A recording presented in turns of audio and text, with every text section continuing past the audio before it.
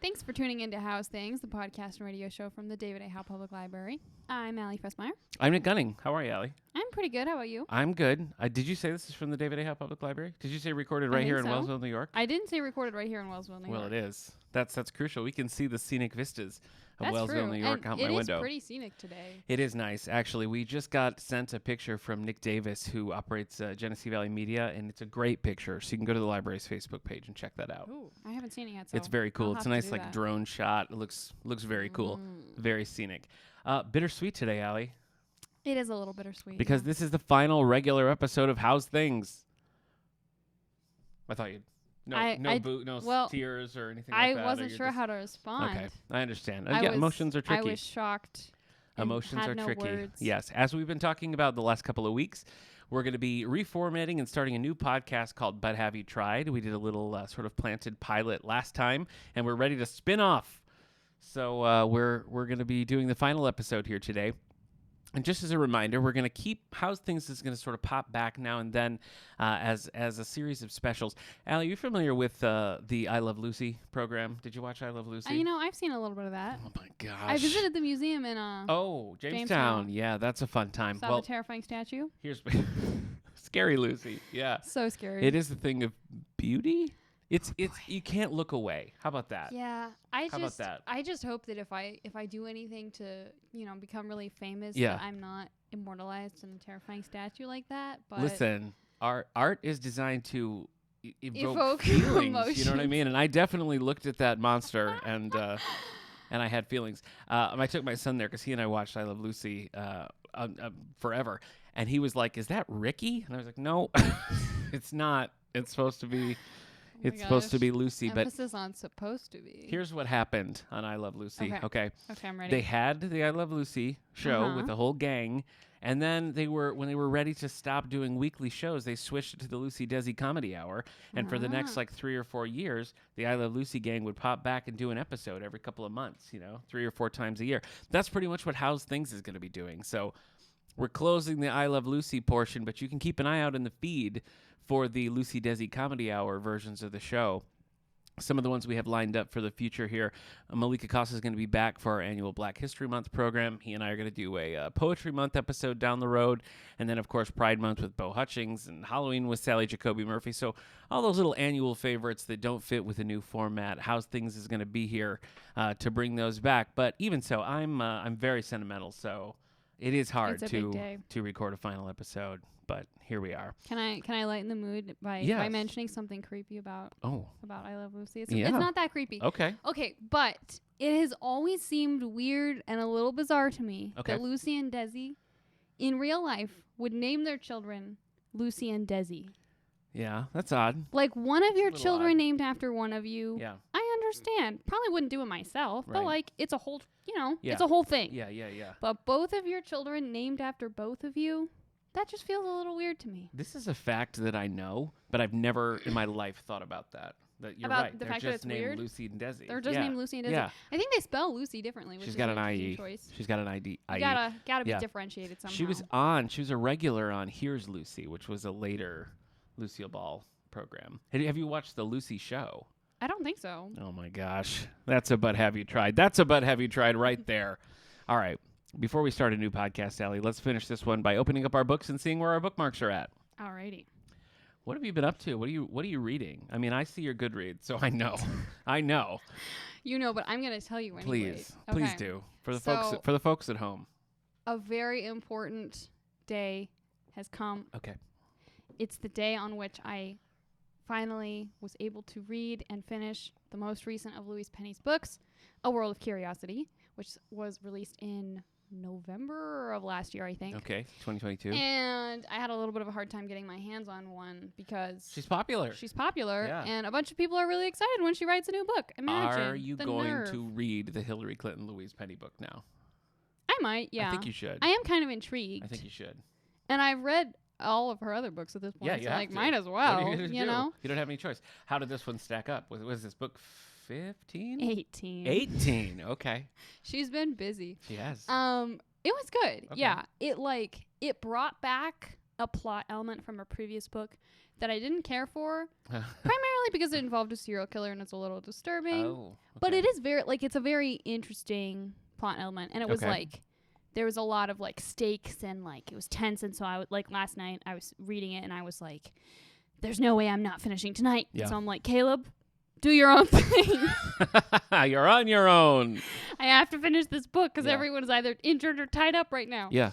And yeah, it was pretty good. It was overall. successful. What did Caleb do? I don't know. I was focused on my book. Wow. I think he read for a little bit, and then I think he played a little bit of Hades. I don't know if you've heard of that video game. Yeah. Apparently, it's great and has cool art and stuff. Yeah. But my old friend Eric Nichols, co-host of the All the Book Show, just finished Hades as well. Oh, so yeah?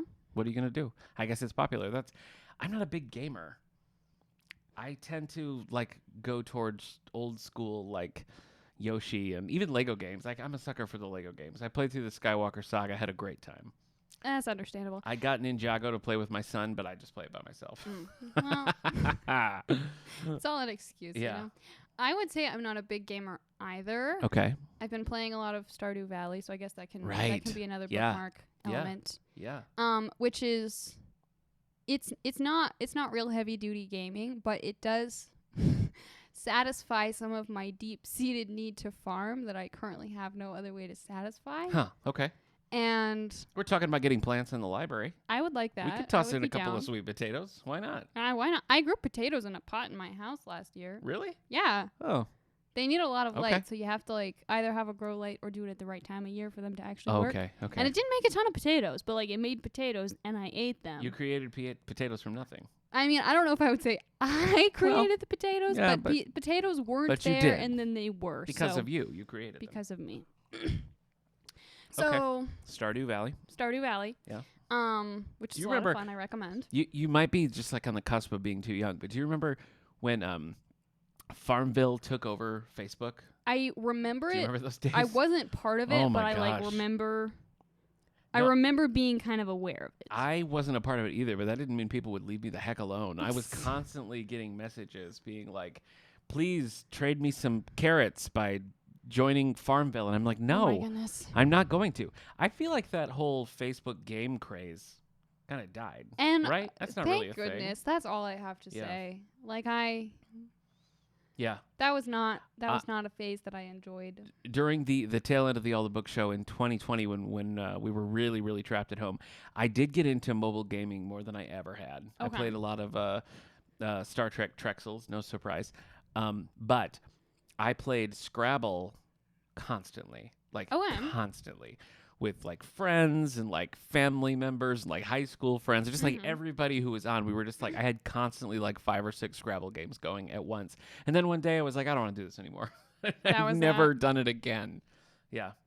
I don't think I've ever been very good at Scrabble. I feel like Scrabble's one of those games that people are always like, oh, you're a book person. You'll be great at Scrabble. But, like, I've never gotten a clear enough grasp of the rules to actually be good at You it. just spell letters. You spell letters, spell out but then letters. there's, like, triple words and double True. something. And Yeah. This is my wife. Scrabble is kind of like her kryptonite because she'll get a rack of letters as you do in Scrabble, and she will look at it and think, man, if I had an A, I could spell that word. And then she'll look again and be like, ooh, if I had an S, I could spell that word. These are not helpful things to know because you don't have an A or an S, so you can't. You just have to go with what you have. You can't spell those words. But I was locked in battle with my wife's cousin Megan for 6 months. We played constantly. And I could never beat her. And one time I beat her, and I feel like that's where I was like, all right, hang up the jersey. You know, I'm done. We've peaked. I'm done. So I beat you, cousin Megan. Take that. And I also was like my personal Everest to beat Ben Lehman, Ben who's written all the music for the All the Book Show and House Things, and I beat him as well. Although we don't need to compare records of who beat who the most. Okay. We could just leave that in the past with the rest of mobile gaming. I don't know why we're talking about mobile gaming. I guess it just happened all of a sudden. Because of Stardew Valley and Farmville. All right, so you finished Louise Penny. You got I anything else in the hopper? Where are you heading now? So now my deal with myself was once I finished Louise Penny, I can read Legends and Lattes, which is a book about an orc who's like is kind of an adventurer but wants to start a coffee shop instead, which has been sitting on my desk waiting for me. But I was like, we can't have too many books going at once or we'll never finish anything. So that's next on the slate. Okay. Do you have an audiobook and a print book I going? do have an audiobook and a print book. So I just finished A Hatful of Sky by Terry Pratchett as an audiobook, and I've moved on to the sequel, which is Wintersmith. So these are the Tiffany Aching ones. So she's like learning how to be a witch. Okay. And also there's a lot of sheep. That sounds fun. And tiny blue, really angry fairies. Yeah. Okay. It's a pretty good time. All right. I would recommend. I cannot remember. I'm reading a baseball book by Nick Stone. It's called like Slow Pitch. Fast Pitch? Is it Fast Pitch? I'm pretty sure it's Fast Is it? Pitch. Okay, well, that's what I'm reading by Nick Stone. Yes, I've read her. I've read Dear Martin and Dear Justice. Those are like connected.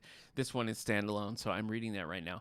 I'm listening on audiobook to a book called Silverfin, and it's a young James Bond novel. Oh, okay. So I'm reading this for two reasons. One of them is sad, and I didn't mention it last time we were talking about James Bond. But in high school, a friend of mine, Dan Yusuf was his name, we read James Bond books together. Like, I'd get him a James Bond book for Christmas, and it was just like, this was just a thing we did. And we just found out, a bunch of my friends and I were chatting, and we just had found out that he passed away, like very unexpectedly. And so we were all just like shocked by this, because it wasn't like we'd all stayed super tight post high school, but like in high school, we had like just kind of a core group. And so we were all just like texting each other. And so like in a way, like the nice, I always try to look for like the nice part of this. And the nice part would be that we all kind of like reconnected, like all of my high school friends, we were all just like texting each other and like talking on the phone, being like, what, what happened? It was just, just a tragic medical thing. But it was kind of nice to reconnect in that way and just kind of reaffirm old friendships and share memories of Dan and everything. But yeah, he and I would read James Bond books together. And so I've gotten away from reading those quite a lot, but I read that other one. And I put this one on hold, and it just came in now, and so I thought I'd do it. So I'm kind of reading it, in tribute to my old friend, and this is one that my little brother, he loves this series, and he's always tried to get me to do. So I'm having a good time with it so far. Excellent. Yeah. Any graphic novels? Any comic books? Not at the moment. Okay. I have been sort of bouncing back and forth, like you and your Louise Penny situation, Allie. I've caught up with Superman. Okay. It's just it's a hard place to be. It really is. Technically, there's a couple issues that I haven't read, but like the full arc is not out yet, and they're like, it's like a monthly drop. So I can't read 3 issues of this story and then wait like 3 more months to conclude it. That does sound kind of like a new and unusual form of torture. I don't like it. So I've got to switch. To reading something else. So I've been kind of bouncing back and forth between Marvel and DC. And my wife has a show called Previously on X-Men where she covers X-Men things, and so she and I are going to do an episode of on X-Men Green, which is part of Marvel's Infinity Comics, which we talked about back in the Webtoon episode. They have these, and she's read all of the X-Men series. There's like 75 issues, and she pounded right through it. One of the recurring segments was this X-Men Green, where it's kind of like lower tier characters, and it's kind of like they're kind of eco. I mean, there's no kind of about it. They're basically eco terrorists.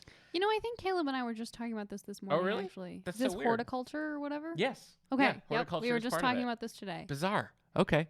Yeah. So, well, maybe you and Caleb would want to listen to Previously on X-Men, hosted by Hillary Gunning. So I've been reading a lot of that, and then I've been reading some Wolverine books because the main character in X-Men Green is Nature Girl.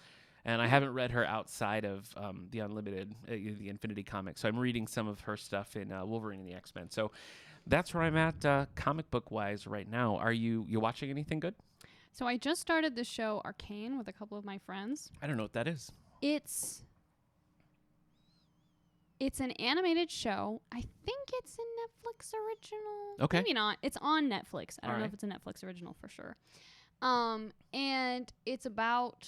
So far as I can tell so far, it's about these 2 sisters in this kind of fantasy world who live in this, like, there's, like, these kind of 2 towns on top of each other. One is, like, the posh, wealthy town, and the other is the, like, we're poor and, like, a little bit oppressed by this other town situation. This is a Charles Dickens book similar to that, if I recall. Yes, actually. Anyway, and then they find these, like, magical blue stones. Okay. All kinds of things happen. I don't really know where it's going yet. But... Something similar happens in Indiana Jones and the Temple of Doom. Oh. It's just pulling from a lot of sources here. Hey, have you seen the Indiana Jones movies? I have not. Oh, my God. I haven't seen a single Indiana Jones movie. Oh, my gosh. I'm adding it to the list. Wow. All right. Wow. Okay. But you know who Harrison Ford is. I know who you've Harrison seen Ford is. Harrison I've seen Ford, Star or you've Wars, seen and I've Star Wars. seen Okay. Blade Runner, Oh, okay. which I really like. Oh, okay. I hate That Blade wasn't Runner. what you were expecting. You don't like No, Blade Runner? I don't like Blade Runner. What's wrong with Blade Runner? I want to. I mean, it's so long and confusing, I guess. I Huh. never watched the sequel. Did you watch the sequel? Yeah, I thought it was pretty good. It didn't have quite the same like ponderous spark as the first one. Ponderous Spark. Okay. That's No, what I would say. Yeah, you're right. Like it did pose some of the same kind of interesting questions that I feel like the first one does. Okay. But it felt a little more action movie-y, Yeah. which is kind of what I would expect of a sequel, so I wasn't Also upset. very long.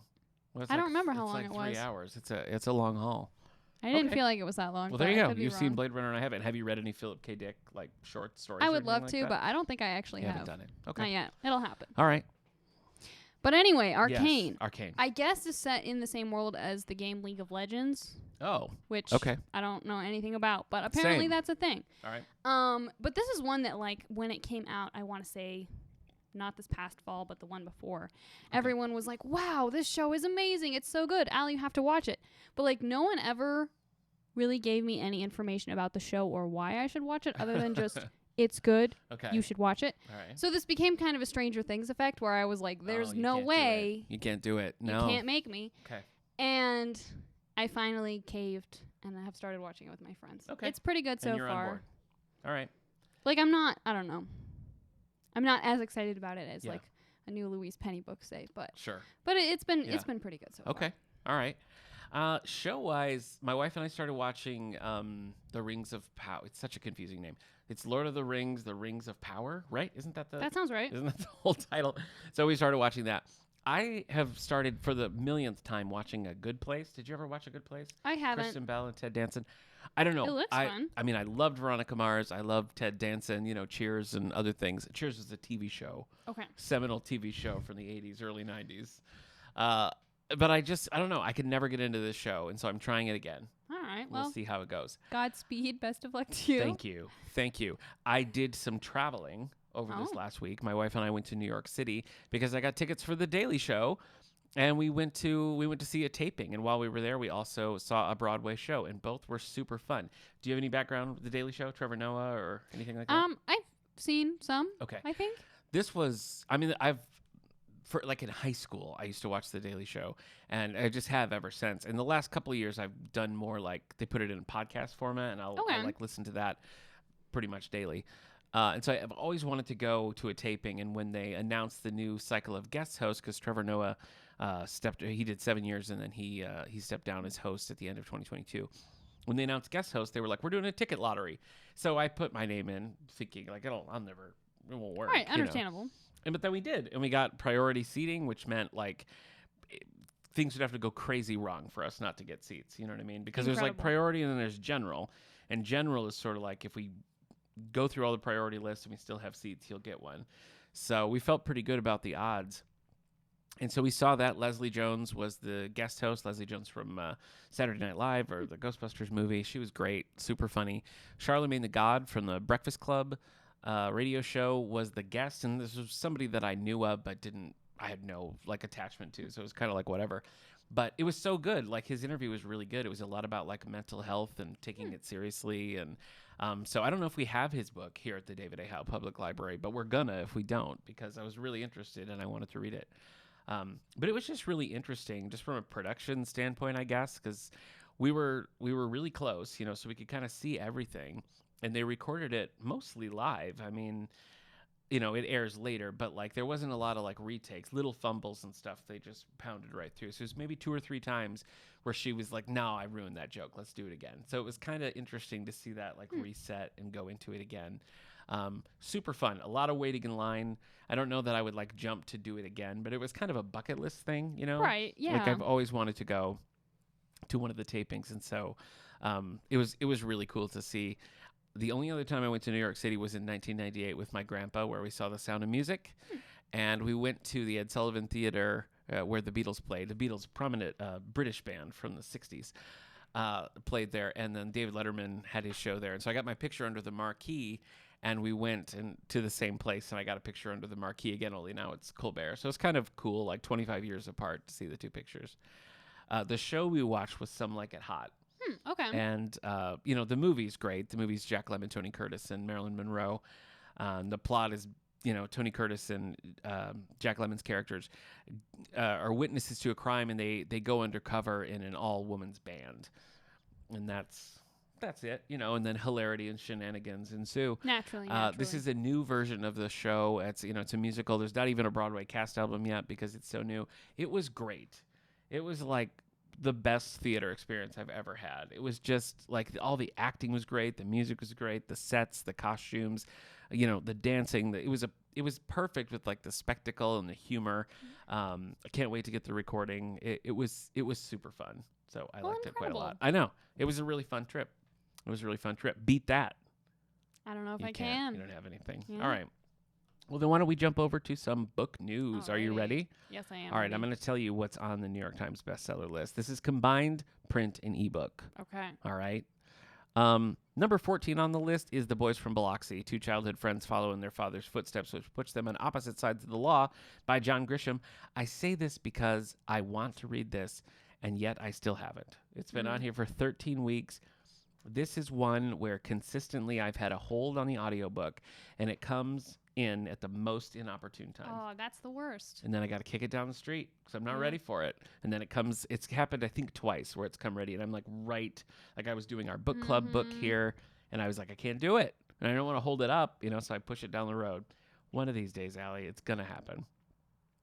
Jumping up to number 10 with 2 weeks on the list, The House in the Pines by Anya Reyes. 7 years after witnessing her best friend drop dead, Maya returns to her Berkshire's hometown to piece together what happened to Berkshires. Oh, What do you think about that?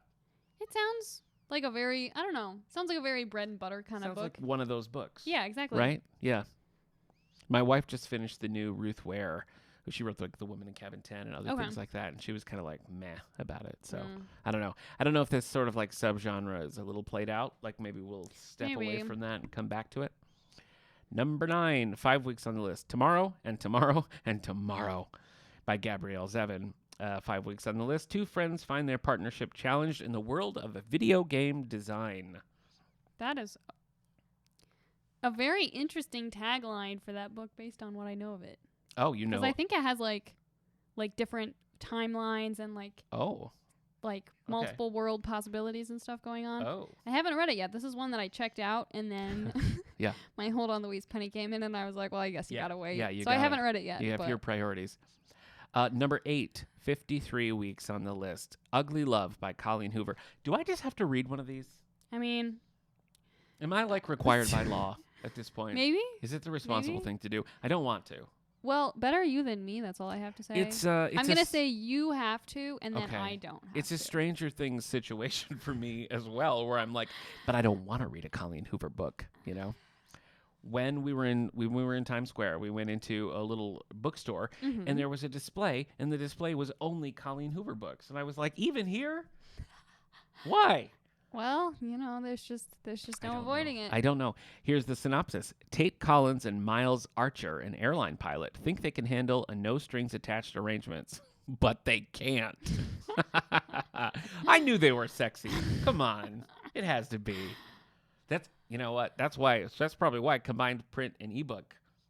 People like their naughty books, ebook style, so they don't have to talk to another human. We see you. We know. Number 7, 80 weeks on the list, The 7 Husbands of Evelyn Hugo by Taylor Jenkins Reid. Do you know what book I love by Taylor Jenkins Reid? Daisy Jones and the Six. There you go, because I've said it a million times. A movie icon recounts stories of her loves and careers to a struggling magazine writer.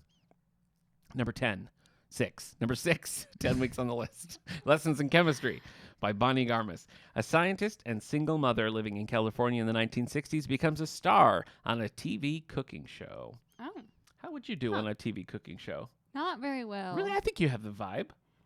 Well, it would depend on the TV cooking show. Make your own potatoes and that's true. Fry them up, If it was like the Great British Baking Show, which is just like the most wholesome of all TV cooking shows, maybe I would be okay. But I feel like if it was a different one, I might just like crack under the pressure. If it was like a Top Chef or like a Master Chef situation. Yeah, I feel like that it sounds like not a good time. I feel that the drama of those situations would not appeal to you. Yeah. Yeah. But I'm also better at cooking than I am at baking, so I feel like I need a cooking version of What, the do you have like a signature dish? That's a good question. Thank you. I like to make curry a lot. Curry, just like any kind of curry? Pretty much. Do you make any vegetarian curries? Usually. What time should I be over? Actually, I almost exclusively cook vegetarian food. Same. I don't really know how to cook meat. Oh. And so I just don't. I just don't.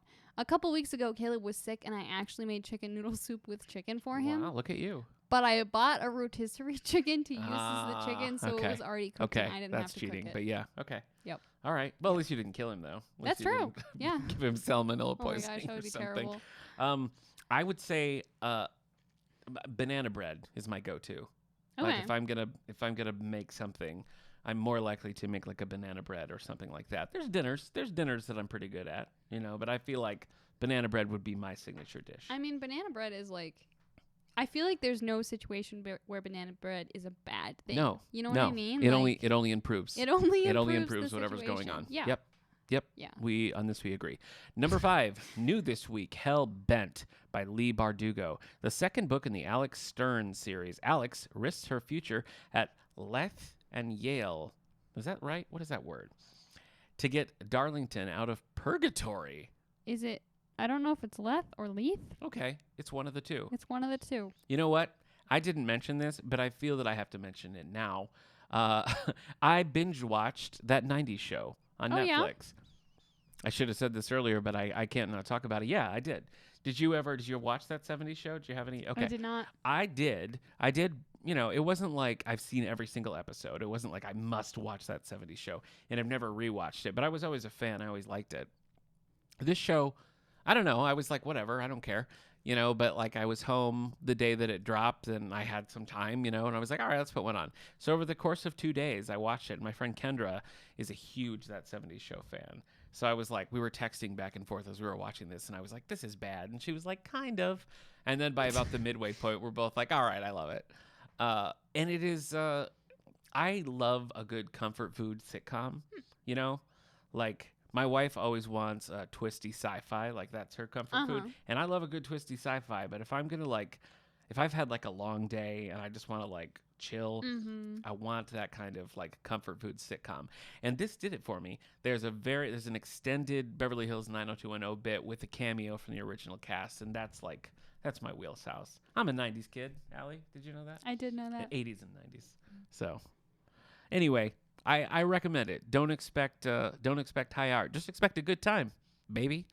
It's also like it's like if you're expecting to watch it and be like, yes, this is exactly what the 90s are like. No. If you want that, watch Beverly Hills 90210. This is like somebody who's like a 20-year-old being like, I bet that's what the 90s are like, but I'm fine with it, I feel added. Do you?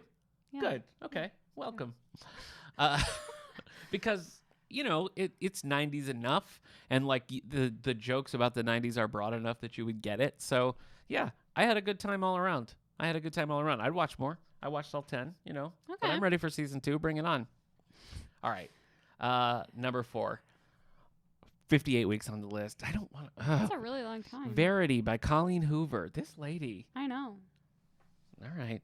Do I have to read one? Okay, also, okay. I just got the Kirkus magazine that has her on it. Oh. Which, for those of you who don't know, we usually look through the Kirkus here at the library when we're ordering books. It's very helpful. And they'll often feature a certain author. And I got the one. It was handed down to me through, you and Kate and whoever else. And she looks a lot like Amy Schumer to me. Really? Yeah.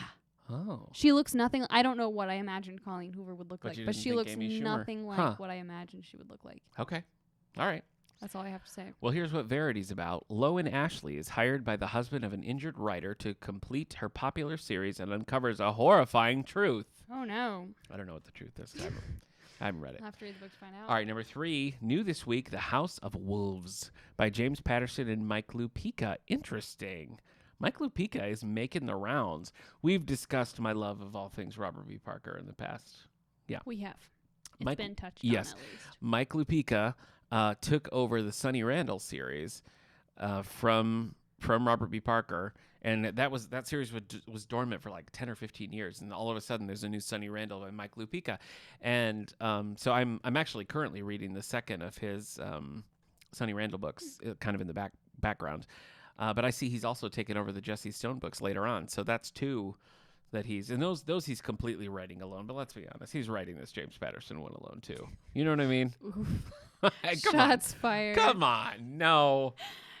But anyway, interesting. This is an interesting new like subset. It's not new, but it just seems like this subset of like writing under other authors' names is just so mainstream now. I guess maybe that's what's more new about it. That it used to be kind of like an isolated thing, and then James Patterson he broke that glass ceiling. He said I shouldn't have to write my own books. Crash. So, yeah, Mike Lupica is writing in The House of Wolves. After her father is murdered, Jenny Wolfe becomes the head of a powerful family in California. Oh. Can I ask you a loaded question that you're not prepared for? Sure. How do you feel about something like this when it's like two men writing a book from the perspective of like a woman who's suddenly in power in a male-dominated world? Like, that seems weird to me. Like, I don't think that you can only write books about your own experience, but like Sonny Randall's the same thing. It's always been written by a man, and it's specifically kind of about her being a woman in sort of the PI field. And this is the same kind of thing where you have Jenny Wolfe taking over this like, you know, powerful, I would assume, mafia family. Right. What do you think about that? Yeah, it is interesting because it's kind of the situation where it's like, again, I don't want to get in a situation where we're like, you can only write books about people who are exactly like you, because that would not be good. Yeah. But it does, when I look at something that's specifically about a woman's kind of experience as a woman dealing with sexism or whatever else, I'm kind of like, I feel like maybe this should be written by a woman. Because a lot of the time, I feel like when guys talk to you about sexism, sometimes it's clear that they have a pretty good understanding of what it's like, and sometimes it's clear that they have no understanding of what it's like. They want to, they sympathize, they mean to, you know, support you so much, but they just have no idea. Yeah. But I feel like with a book, like with a movie, sometimes I'm like, you should have found a different writer or a different director. Yeah. But with a book, I'm kind of like, I don't know what to tell you. Like, just you give your story idea to a woman. Like, I'm not quite sure how to respond in that case. This is a thing that I think about from time to time. You brought up movies, and I think like particularly in like, you know, the superhero movie genre, when it's they seem so reluctant to put up like a female fronted superhero story, and then like when they do, I don't know. I just think you run the risk of being like, all right, the women have to write the women superhero movies and direct the superhero movies, and maybe that's like not a box that you want to be in. Right. So I don't really know what the right thing is, you know. I guess I would err on the side of like leaning towards like giving women opportunities regardless of what they are, because it's not a level playing field. But I don't know. This is just a topic that always interests me as I'm picking books and things like that. I just wonder, what is the correct thing? Is there a correct thing? I hear you. And with movies, I do feel like there's some, especially with superhero movies, there's some complication, because on the one hand, you don't want it to be like, only women can write these women-led superhero movies. Watch them, and then it becomes like this is a woman thing. Right. Which I feel like is not what we want to communicate, because already anytime you have something like Captain Marvel comes out, there's enough of an attitude among like the Marvel dudes of like, well, this one's for women, I'm not going to watch it. Or like, I watched it, but I didn't like it, but I'm going to give you 0 reasons why I didn't like it. And, but at the same time, just being like, having a man write or direct a movie about a woman, like, he's totally going to know everything that he needs to know. Yeah. You know, like, then I feel like then we have situations like the Multiverse of Madness, where I'm like, did anyone on this writing team ever speak with a mother ever? Yeah. So I don't know how to advise you there, I'm afraid. So you're not able to solve the problem of sexism today not on this today. Podcast?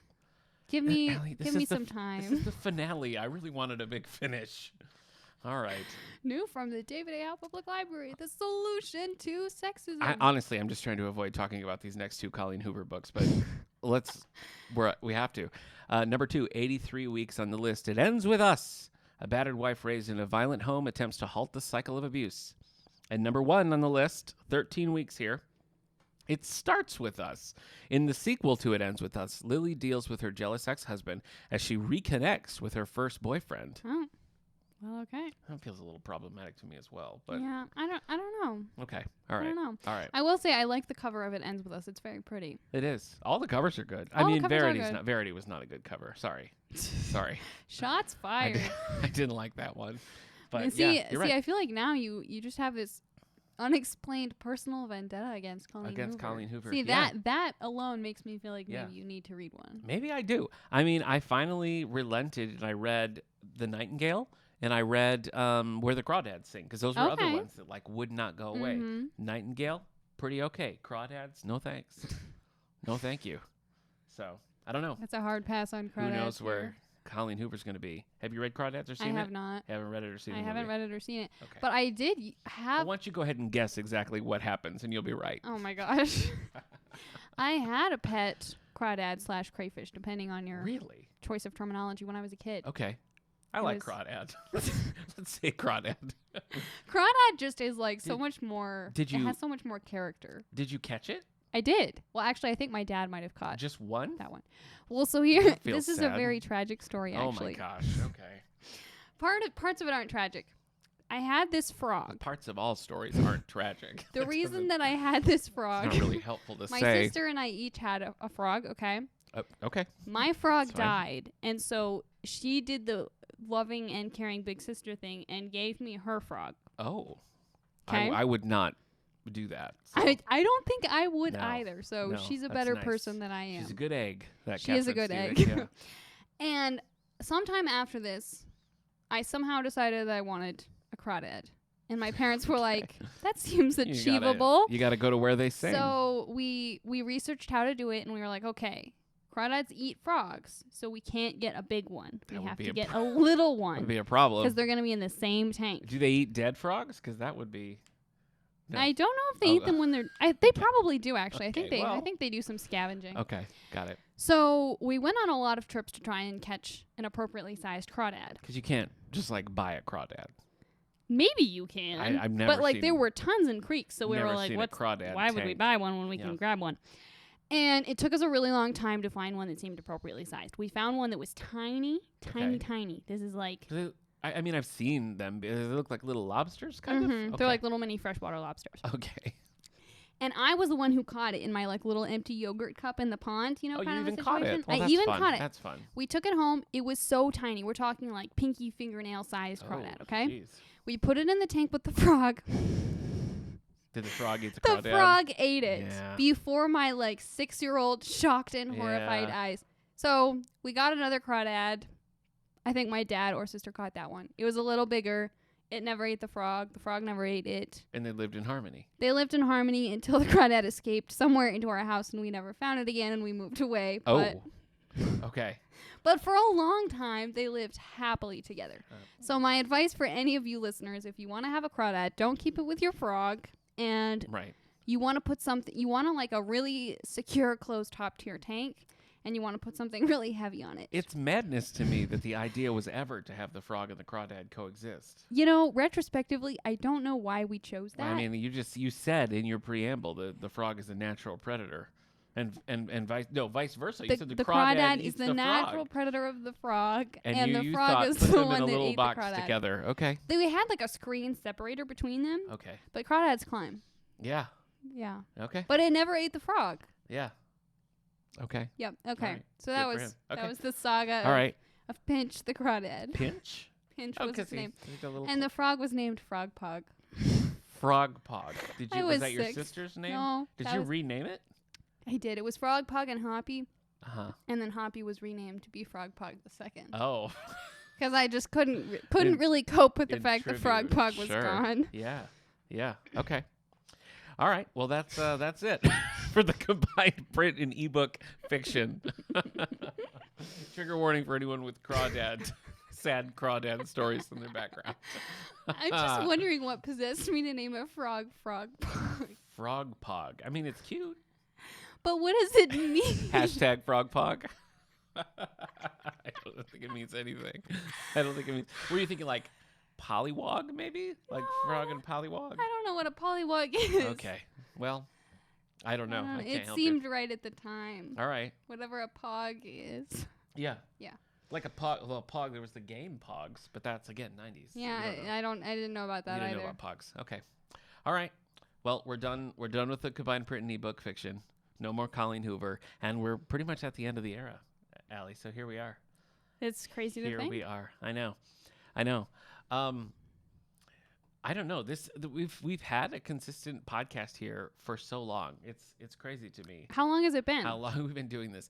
Well, so I started here in 2014, and it was kind of a thing in the back of my mind that I really wanted to do and did not know how to do it. I just thought it would be like cool and fun, Right. And it's sort of like, I don't know. Now there's like a million podcasts. Like everybody has a podcast. It was a little less crowded at that point. There weren't a lot of I looked and I couldn't really find a lot of library specific podcasts. I thought it would be fun.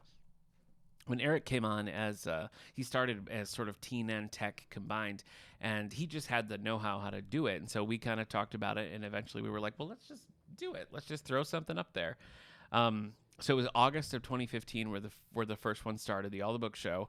And we had these grand ideas of what we want to do. And one of the recurring segments that we wanted to have, and it remained consistent throughout, was the Lonely Hearts Book Club, which we did one with Heather. Remember we did. That weird...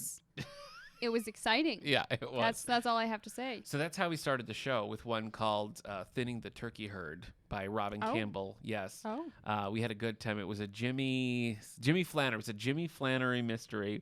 And we had the whole series of these Jimmy Flannery books. Like none of them had checked out. Oh, my ever. goodness.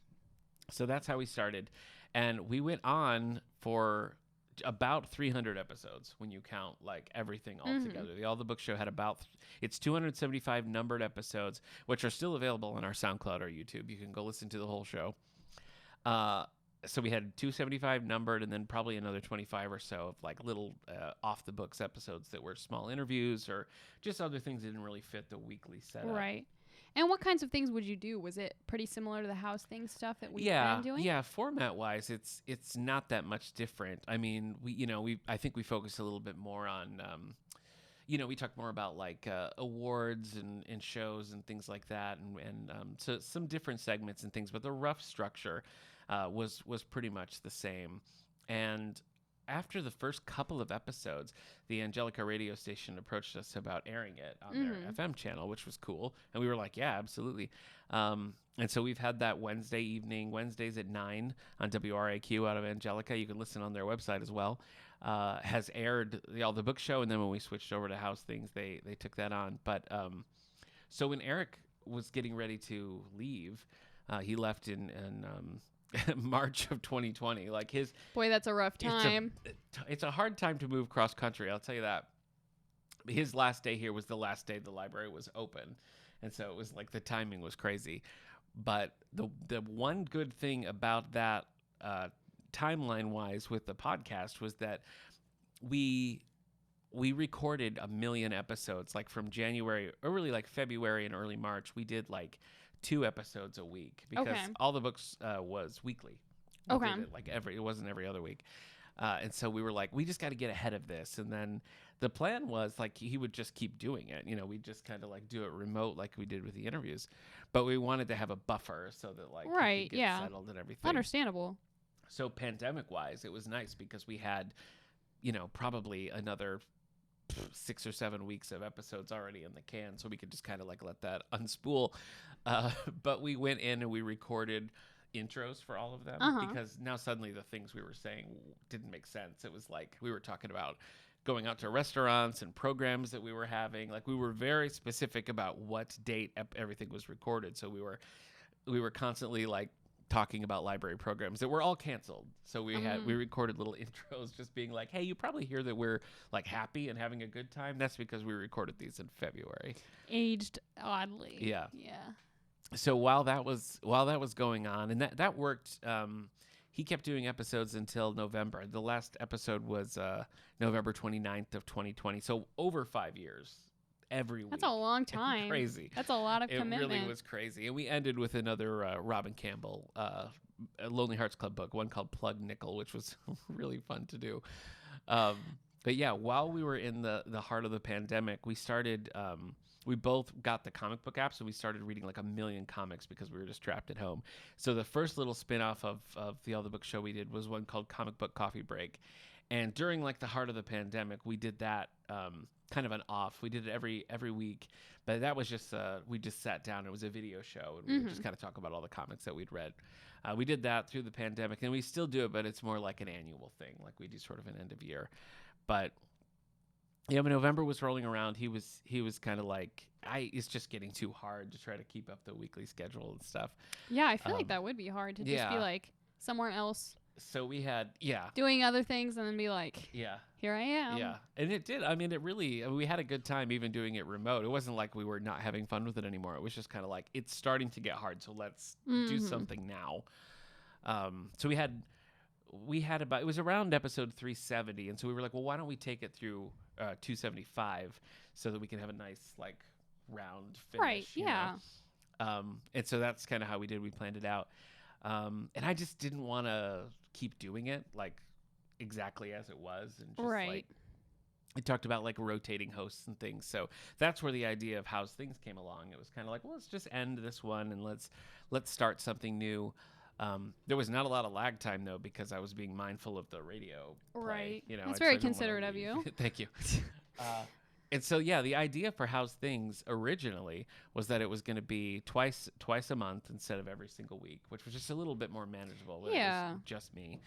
And so I went to that schedule, and we started out, like if you go back and look at the early episodes, it is like a local guest, like Bo Hutchings is in a lot of them, or Kate, or Jessica, or Nikki, or Sally Jacoby Murphy from the Hammondsport Library. And then the other one would be an interview. So it was kind of like, interview, local guest, interview, local guest. And that's kind of how it started. But people seem to gravitate more towards to just like the rotating guests. So that's kind of what we got into. But yeah, the first episode of that was December 7th, 2020. That was a Cozy Bros Christmas with Bo Hutchings. Bo's one of my oldest friends. And for years here, he played the Nutcracker Prince when we did the Nutcracker Ballet. So we started doing these like reading cheesy Christmas books together while he was here, and then we've continued to do it annually. I remember that. What is it, like Christmas Donut Murder? Yeah, Christmas Donut Murder. Yep. We've read some. It's just 3 words kind of strung together. You know what I mean? Yeah. Oh yeah. Yeah. That's the best of them. Mine was called. Oh, this year it was like Hoppy Holiday Homicide or something like that. It was bunny related. It was about a woman who was like kind of a PI who could talk to animals. Oh. And Bo's was the Latka in the library. But that was the first official episode. It was a Christmas thing. And so, that kind of brings us up to date here. We're January 30th, 2023. So there were kind of 60 traditional episodes of How's Things, plus the From the Stacks like offshoots that were smaller little things. I have some stats for you. Stats? Yes, on most recurring guests. Do you know who the most recurring guest on How's Things is? I don't know. It's you. What? It's you. Do you know how many episodes of How's Things we've done together? We've done some. A lot. It was more than I thought. It's 18. That feels like a lot. We've done 18. So that's actually a pretty large, when you think of like there being 60 total episodes. Well, and especially because I've only been here for like a year and a half. Yeah. Or I guess maybe a year and 3/4. Yeah. The first one we did was for the summer reading program, that fairy tale one. So yes. We did like spins. And I think that was like the second week I was here, and you were like, "You want to be on a podcast?" And I was like, "Really early." Sure. Yep. Yeah. I feel like my favorite one that we did was the Doctor Strange one. It was a good time. It was definitely memorable. That's the only time I feel like where we've done an episode and then just had to do a separate episode to respond to the original episode. Just like 2 episodes back. We have that whole episode that's just a rant about Multiverse of Madness. Yep. So. Yep. It's like I like how the first episode is like us trying to like not be spoilery. Well, and we were talking about the Doctor Strange character in general. Right. And I feel like also we were a bit more restrained. Yeah. about our disapproval of the Multiverse of Madness in the first Yes. episode, we were kind of like, it's Yep. not good, but Yep. like, Yep. And then the second episode was just like, all right, let's tear it to the ground. Yep. That was pretty rough. But yeah, so you win by far because you've been in 18 of them. Malik Acosta's been in 6 of them, so he comes in second place for how many Well times done, somebody's Malik. guessed it. Yeah, Malik and I have read a lot of. We always do a Black History Month episode and a Poetry Month episode, and then other ones peppered in there. Like we did one on Kwame Alexander. We did one on Malik's a huge Bruce Lee fan. Oh. So we I did a didn't whole know that. episode just on Bruce Lee. Oh yeah, he knows everything about Bruce Lee. So, but it was just kind of fun for me because I really only knew like the Green Hornet and like reputation of Bruce Lee, and so I really did a lot of reading and watched a bunch of Bruce Lee movies for that episode, and it was super fun. So I like that. Then after that, Bo Hutchings ties because we've done Christmas episodes every year and we've done Pride Month episodes every year. So he's been on 5, and then Kate Miller has been on 5, even though she doesn't like to be on the podcast. She says she doesn't like to be, but we usually have a good time. So I don't know. Lots of cool interviews, as I said. We did one on the All the Book Show. We did an episode with Michael Nesmith, who passed away in the last couple of years. He was, one of the Monkees, and we were specifically talking about his writing, and that was such a surreal experience for me. So we did that one, and then we did another sort of 60s rock and roll interview with Don Daneman, who was in The Circle. And The Circle, if you ever heard like Red Rubber Ball or Turn Down Day, I feel like you'd recognize Red Rubber Ball if you heard it. But There's a good chance. It's a Paul Simon song, but they opened for the Beatles and like went on tour with the Beatles and stuff. So he had a lot of cool stories. I do actually know who the Beatles are. Oh, you do? Not as Okay. extensively as you might hope, but Yes. but But I you're know familiar. some Beatles songs. I had a couple of great comic book interviews that I really liked. Jamie Lee Rotante from Archie Comics. I'm a big Archie Comics fan, so it was really cool to talk with her and ask about like how they make the digests and just the whole process of the Archie brand, which is, like 80 years old at this point. And Oh my gosh. going strong, with Riverdale and the graphics and digest continue. So Long live, I guess. I had Mike Vosberg. We talked all about She-Hulk. And the fun thing about that interview was that Mike he lived in Battle Creek, Michigan, which is where I grew up. And over the course of the interview, we found out that he wrote a lot of the G.I. Joe, or did the illustrations for a lot of the G.I. Joe comics in the Willard Public Library where I worked as a teenager, which is just That is a cool connection. blew my mind. Like both of us were like, how is this possible? And most recently, Kate and I did an interview with Winsome Bingham, the author of the children's book Soul Food Sunday. And that was a cool one because that was one where we had talked about how much we liked the book, and she actually listened to it and like called us up, and we're like, hey. That's so fun. So super fun. So yeah, it's been a good time. It's been a good time here on How's Things.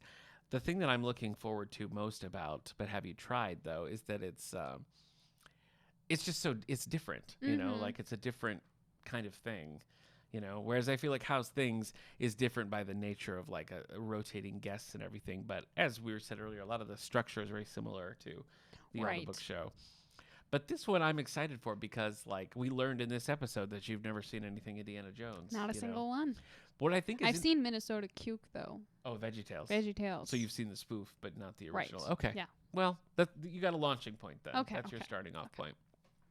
What I think is interesting, though, and why I look forward to these conversations we're going to have, is because I feel like, though a lot of our, like, the pop culture that we like, the things that we're, like, into, there's not a lot of crossover. When we talk about books and movies that we like, we're usually drawn to the same aspects of them. That's true. Do you know what I mean? Yeah. Like certain characters or certain, like, archetypes or tropes or, like, I don't know. I just feel like that we have a lot of similarities in sort of that ethereal stuff, and not a lot of similarities in how in we terms find of the that actual, stuff. yes. You know what I mean? So I feel like that's got some good. That's good. I still haven't gotten over that you've never seen anything with Jim Carrey, though you think you've seen Eternal Sunshine of the Spotless. I have you seen have Eternal seen that. Sunshine of the Spotless But you Mind. asked who he was in that, so that tells me that you don't have a lot of Jim Carrey knowledge. No. Even with 2 under your belt now. So Yeah. Yep. yeah. Yeah, So I'm anyway. still like every time we bring up Eternal Sunshine of the Spotless Mind, I'm just like thinking back, trying to imagine Yeah. the main guy in my head and see if he looks like the guy from The Majestic. And I'm sure he must. Well, it's in fact the same man, so yes, he definitely does. Well, I mean, I think that brings us to a close. Like I said, it's always hard for me to have know. like even though we're gonna do like specials and stuff, we got a new podcast going like this. How's Things was kind of born out of the pandemic and really like, you know, this was started and the bulk of its life was in such an odd time. Yeah. You know that it's I don't know. It's always just going to be like really memorable to me in this moment. And of course, I have to thank Ben Lehman once again, who all the music that he's ever done for both of these shows, it just never ceases to amaze me. I'll just like text him and be like, "Hey, I need this," and he'll be like, "I don't know, how's this?" And it's like perfect. He should go into the jingle writing business. Eric Mickles made the How's Things logo as a parting gift, the logo that we've used this whole time. So that's so thanks to Eric for all the good times.